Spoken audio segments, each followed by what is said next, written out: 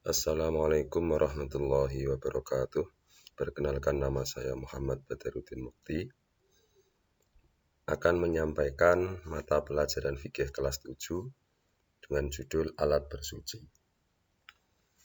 Istilah bersuci yang dikehendaki dari bersuci dalam bahasa Arab adalah toharoh. Menurut arti bahasa artinya adalah suci, sedangkan menurut istilah adalah membersihkan diri, pakaian, tempat, atau benda-benda lain dari najis, hadas dengan tata cara yang telah ditentukan oleh syariat Islam.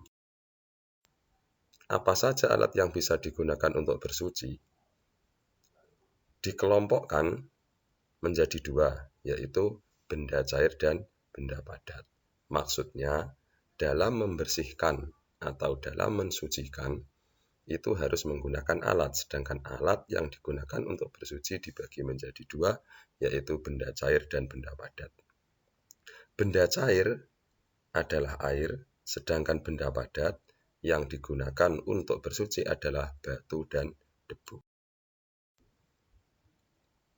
Dalam penggunaan bersuci yang menggunakan benda cair dan ditentukan dengan air tadi, air itu dibagi menjadi beberapa macam. Di antaranya adalah air mutlak. Air mutlak itu adalah air yang suci dan mensucikan. Maksudnya zatnya air itu suci dan bisa digunakan untuk bersuci atau bisa mensucikan untuk lainnya. Yang kedua adalah air musyammas. Air musyammas itu adalah air yang dipanaskan oleh terik matahari dalam daerah yang panas di dalam suatu bejana selain emas dan perak. Hukum menggunakan air musyammas itu makruh. Jadi penggunaan air musyammas itu makruh. Nah, bagaimana hukum ketika digunakan untuk bersuci? Bersucinya sah, hanya saja hukumnya adalah makruh. Yang ketiga adalah air tohir ghairu mutahhir. Air tohir ghairu mutahhir adalah air yang suci, tapi tidak sah bila digunakan untuk bersuci. Atau juga dimasukkan dalam kategori ini namanya adalah air mutaghayyir, air yang telah berubah. Yang keempat adalah air mustakmal. Air mustakmal adalah air sedikit yang sudah dipakai untuk bersuci, baik digunakan untuk berwudu atau mandi besar. Yang terakhir adalah air mutanajis. Air mutanajis adalah air yang terkena najis. Setelah kita kenal dengan alat yang digunakan untuk bersuci yang berupa air, berikutnya tata cara istinja. Kenapa judulnya tata cara istinja? Yang dikehendaki di sini adalah melakukan bersuci dengan menggunakan benda padat, yaitu batu. Tata cara istinja pertama, menggunakan 3 batu. Yang kedua, batu yang digunakan dapat membersihkan. Yang ketiga, belum mengering. Keempat, belum berpindah. Kelima, tidak bercampur. 6, tidak meluber. 7, keadaan batu tidak basah. 8, keadaan batu suci. Akan kami jelaskan mulai dari atas lagi. Istinja itu hukumnya adalah wajib bagi seseorang yang telah selesai buang air kecil atau buang air besar. Seseorang yang telah selesai buang air kecil atau buang air besar diharuskan bersuci. Nah, alat yang digunakan untuk bersuci dalam hal buang air kecil ataupun buang air besar di sini, ketika mau ambil yang utama, yang pertama menggunakan batu, disusul berikutnya menggunakan air. atau ketika mengambil salah satu yang paling utama adalah menggunakan air.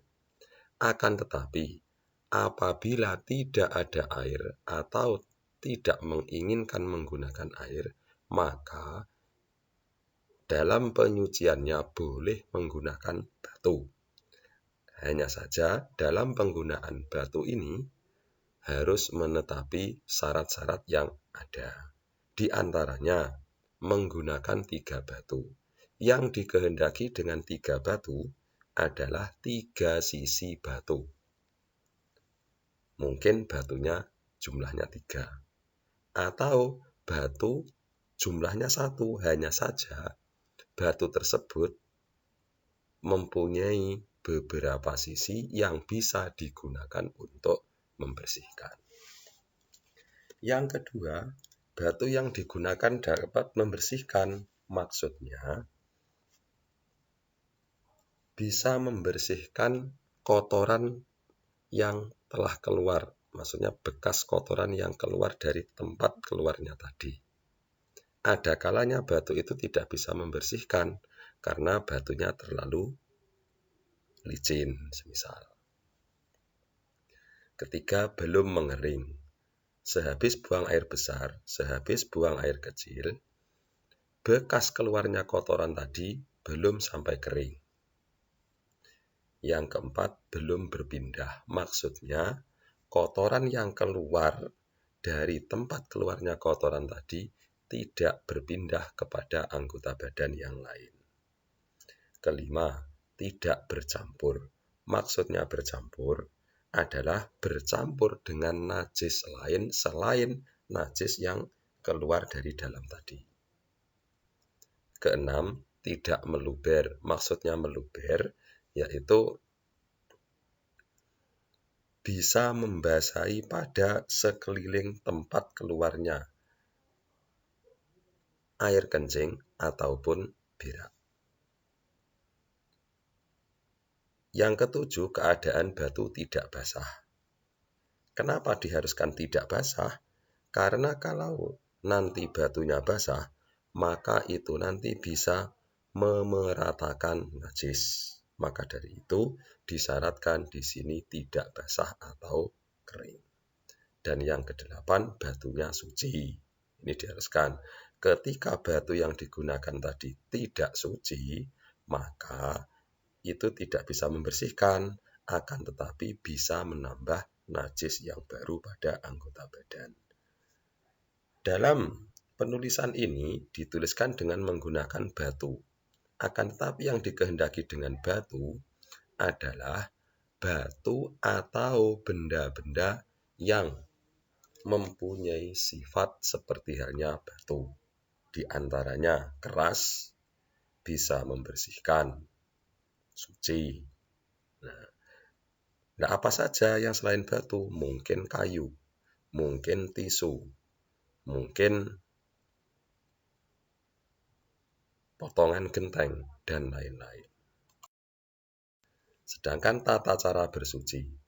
Ketika kita dikenalkan dengan tata cara bersuci, maka perlu kita ketahui bahwasanya bersuci itu dua arah. Yang pertama, bersuci dari najis. Yang kedua, bersuci dari hadas.